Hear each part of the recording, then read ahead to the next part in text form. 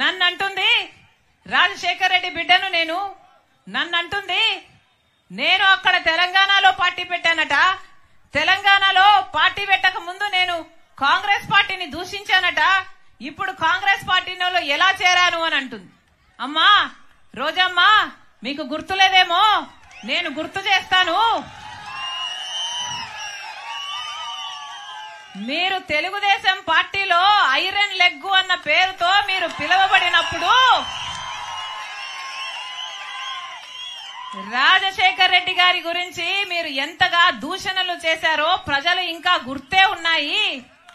రాజశేఖర్ రెడ్డి గారు అంత మహామనిషిని పట్టుకొని రాజశేఖర్ రెడ్డి గారి గురించి మాట్లాడిన మాట పిచ్చి పిచ్చి వాగుడు, రాజశేఖర్ రెడ్డి గారి పంచ ఇప్పి కొడతాను అన్న పిచ్చి పిచ్చి మాటలు మాట్లాడిన ఆవిడ ఈ రోజా నా గురించి మాట్లాడుతుందా?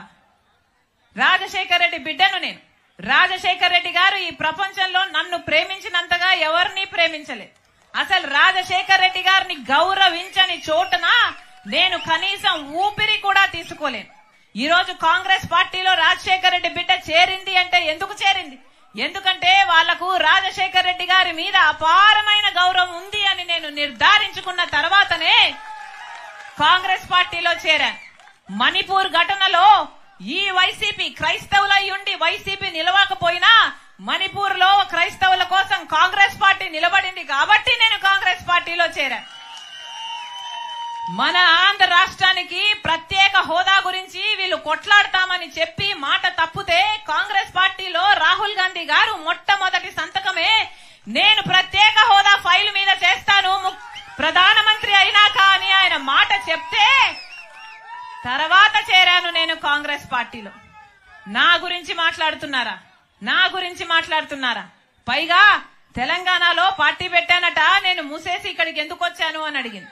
అమ్మా నేను వైఎస్ఆర్ తెలంగాణ పార్టీ అని పార్టీ పెట్టిన మాట నిజమే, అది మూయలేదు తల్లి. వైఎస్ఆర్ తెలంగాణ పార్టీ కాంగ్రెస్ పార్టీలో విలీనం చేశాం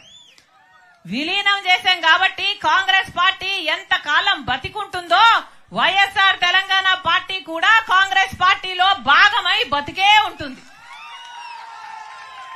ఈ రోజు ఆంధ్ర రాష్ట్రానికి రాజశేఖర్ రెడ్డి బిడ్డ వచ్చింది అంటే గొప్ప ఉద్దేశంతో వచ్చింది. ఎందుకంటే నా పుట్టింటికి ఇక్కడ అన్యాయం జరుగుతుంది కాబట్టి ఇక్కడ ప్రత్యేక హోదా తేవాల్సిన బాధ్యత నా మీద కూడా ఉంది కాబట్టి ఈ రోజు ఆంధ్ర రాష్ట్రానికి వచ్చింది.